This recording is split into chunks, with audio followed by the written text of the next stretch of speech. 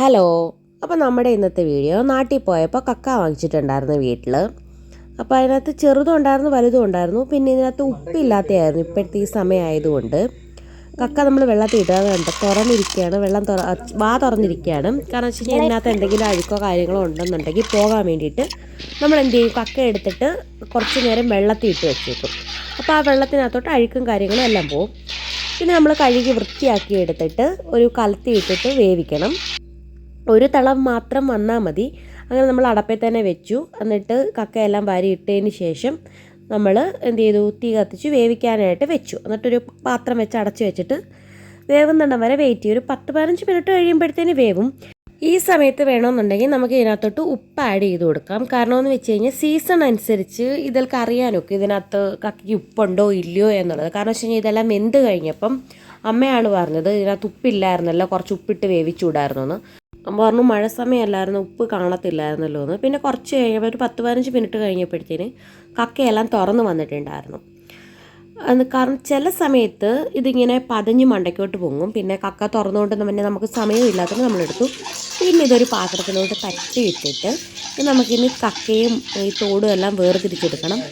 അമ്മ എന്ത് ചെയ്തു, അതൊരു മുറത്തിലോട്ട് ഇട്ടിട്ട് ഇത് നല്ല രീതിയിൽ പാറ്റിയെടുത്തു. പാറ്റുമ്പോഴത്തേന് നമുക്ക് അധികം നേരം ഇതെടുക്കാൻ നിൽക്കേണ്ട. എന്നുവെച്ചാൽ പാറ്റി കഴിയുമ്പോൾ കുറച്ചിഞ്ഞ് മാറി വരും. ആ തോടിനകത്തു നിന്ന് വിട്ട് നമുക്ക് സൈഡിലോട്ട് പാറ്റി എടുക്കുമ്പോഴത്തേന് മാറി വരും. അങ്ങനെ പിന്നെ ഇതിന് മൊത്തം ചെറുതായിരുന്നു ഈ പ്രാവശ്യം കിട്ടിയത്. വലുതും പിന്നെ ഉപ്പും കൂടെ ഉണ്ടെങ്കിൽ നല്ല ടേസ്റ്റാണ്.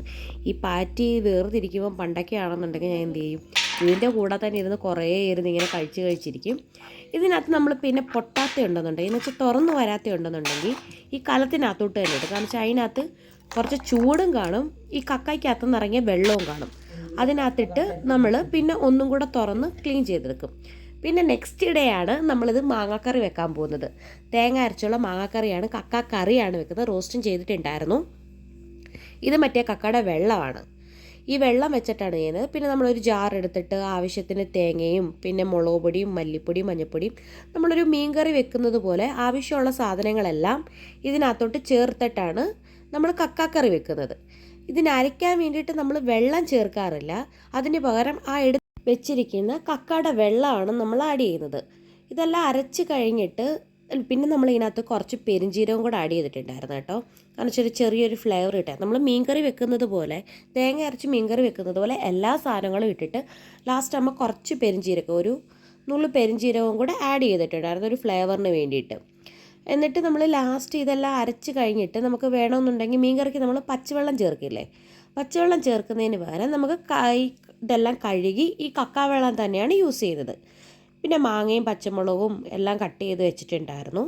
അതിനകത്തോട്ട് ഈ അരച്ച് വെച്ച അരപ്പും കൂടെ നമുക്ക് ആഡ് ചെയ്തിട്ട് ആവശ്യത്തിന് ഉപ്പിടാൻ മറന്നുപോലെ ഉപ്പ് അമ്മ അരയ്ക്കുന്നതിനകത്ത് കുറച്ച് ചേർത്തിട്ടുണ്ടായിരുന്നു. ബാലൻസ് ഉപ്പിനകത്ത് ആഡ് ചെയ്തിട്ടുണ്ടായിരുന്നു. പിന്നെ നമ്മുടെ ബാക്കി കക്കാവെള്ളവും കൂടെ ഇതിനകത്തോട്ട് ഒഴിക്കാം. ഇൻ കേസ് കറി നമുക്ക് കൂടുതൽ വേണം എന്നുണ്ടെങ്കിൽ കുറച്ചും കൂടെ വെള്ളം ചേർക്കാവുന്നേ ഉള്ളൂ. പിന്നെ നിങ്ങളുടെ കയ്യിൽ മാങ്ങ ഇല്ലെന്നുണ്ടെങ്കിൽ നമുക്ക് കുടംപുളി ഇട്ട് വെക്കാം. പക്ഷേ ഏറ്റവും കൂടുതൽ ടേസ്റ്റ് മാങ്ങ ഇട്ട് തന്നെ വെക്കുന്നതാണ്. ഇതെല്ലാം കലക്കി വെച്ചിട്ട് നമ്മൾ എന്ത് ചെയ്തു, കുറച്ചും കൂടെ വെള്ളം ഒഴിച്ചു. പിന്നെ ഉപ്പ് ഇട്ടു. ഉപ്പ് നോക്കിയിട്ട് ഉപ്പും കൂടെ അമ്മ ഇട്ടു.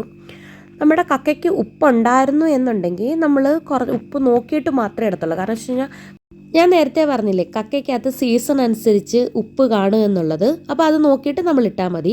അത് കഴിഞ്ഞിട്ട് നമുക്ക് കുറച്ച് കറിവേപ്പില ഇട്ടിട്ട് തിളപ്പിക്കാൻ വേണ്ടിയിട്ട് അടപ്പേ വെക്കാം. ഒരു തിള വന്ന് കഴിയുമ്പോഴത്തേനും നമുക്ക് കക്ക ഇട്ട് കൊടുക്കാം. നമ്മൾ മീൻകറിയൊക്കെ വെക്കുന്നത് പോലെ മീൻകറി ഒന്ന് തിളച്ച് കഴിയുമ്പോഴത്തേനല്ല നമ്മൾ മീൻ ഇട്ട് കൊടുക്കുന്നത്. എന്നിട്ടൊരു 10-15 മിനിറ്റ് നമ്മൾ വീണ്ടും ഫ്ലെയിം ലോ ആക്കിയിട്ട് വെക്കത്തില്ലേ, അതേപോലെ തന്നെ സെയിം രീതിയിൽ നമുക്ക് വെക്കാം. അതിനുശേഷം നമുക്ക് കടുക് വറുത്തിടാവുന്നതാണ്. പിന്നെ ഈ കക്കാക്കറി ഇതുവരെ ട്രൈ ചെയ്തിട്ടില്ലാത്തവരോ കണ്ടിട്ടില്ലാത്തവരോ ആരെങ്കിലും ഉണ്ടെന്നുണ്ടെങ്കിൽ ഒന്ന് ട്രൈ ചെയ്ത് നോക്കിയിട്ട് കമൻറ്റ് ചെയ്യണേ. കാരണം വെച്ചാൽ എൻ്റെ ഹസ്ബൻഡിൻ്റെ വീട്ടിൽ കക്കാക്കറി ഉണ്ടാക്കാറില്ല. അതുകൊണ്ടാണ് ഞാൻ പറഞ്ഞത്, ചില ഏരിയകളിലൊന്നും ഈ കക്കാക്കറി അങ്ങനെ ഉണ്ടാക്കാറില്ല. അപ്പോൾ എല്ലാവരും ഒന്ന് ട്രൈ ചെയ്ത് നോക്കിയിട്ട് കമൻറ്റ് ഇടാൻ മറക്കരുത്. അപ്പോൾ നമുക്ക് അടുത്ത വീഡിയോ കാണാം. ഈ വീഡിയോ ആദ്യമായിട്ട് കാണുന്നവരാണെന്ന് സബ്സ്ക്രൈബ് ചെയ്യാൻ മറക്കല്ലേ. അപ്പോൾ ഓക്കെ, ബായ്.